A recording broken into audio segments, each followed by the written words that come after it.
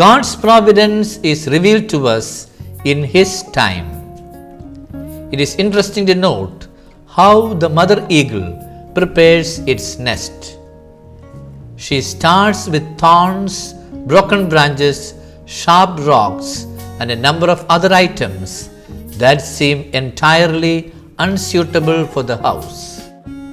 Then she lines the nest with a thick padding of wool, feathers, and fur, making it soft and comfortable for the eggs. By the time the growing birds reach the flying age, the comfort of the nest and the luxury of free meals make them quite reluctant to leave. It is then that the mother eagle begins stirring up the nest. With her strong talons, she begins pulling up the thick carpet of fur and feathers, bringing the sharp rock and branches to the surface. As more of the bedding gets plucked up, the nest becomes uncomfortable for the young eagles. Eventually, these mother eagles prompt the growing eagles to leave their once comfortable abode and move to the world outside. This was a sign given by the mother eagles to the young ones that it was time for the eaglets to fly high and to soar the skies. God acts in the same way. He gives us everything in His own time. God has His own time when He purifies, renews, and rewards us. He raises up in the right time. In the Gospel according to St. John chapter 2 verse 1 onwards is the narration of Jesus' first miracle at Cana. In the Johannine theology, the miracles of Jesus are signs. John says in chapter 2 verse 11, Jesus did this as the beginning of His signs. Jesus, His mother, and 5 of His disciples were at a wedding in the little town of Cana.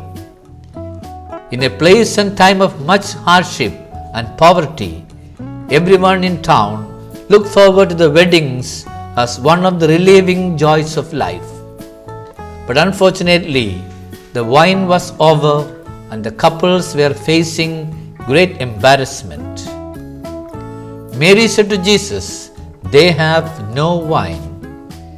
Jesus addresses Mary as woman, which has a reference to Genesis chapter 3 verses 15, where God addresses the first woman. Jesus said, "My hour has not yet come." But then Mary tells the servants, "Do whatever He tells you." And Jesus changes the water into wine. When Jesus said, "My time has not yet come," He meant that the hour of His passion, death, resurrection, and ascension had not come. The time of the breaking of the reign of God is determined solely by God. Jesus' positive response by way of instructions to the wedding servants and His subsequent miracle indicates that the hour of His glorification had arrived. The water that is changed in the miraculous incident at Cana is not simply water, but water for Old Testament ceremonial washings. The water used for ritual purposes is not also simply changed into wine, but into wine of highest quality and of surpassing quality. The superabundance of quality wine is a frequent metaphor for the arrival of the messianic and eschatological age. For the evangelist John, the changing of the Old Testament water into messianic and eschatological wine signifies the passing of the old into new. The messianic and eschatological era has arrived in Jesus. The messianic bridegroom Jesus supplies this abundant and choicest wine. God's providence reaches us in His own time. In God's time is a faithful expression when we await His manifestation in His own time. Prophet Isaiah in chapter 62 verses 3 and 4 gives us the assurance that when the time of vindication comes, we shall no longer be called forsaken and desolate. Instead, we shall be called God's delight. St. Paul reminds us that the new wine that Jesus pours out for us is the gift of the Holy Spirit given to his bride.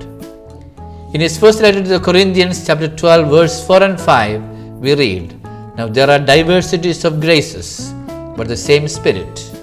And there are diversities of ministries, but the same Lord. But in all these things, one and the same Spirit works, dividing to everyone according as he will." As Christians, we are called to obey the only command of Mary: do whatever he tells you.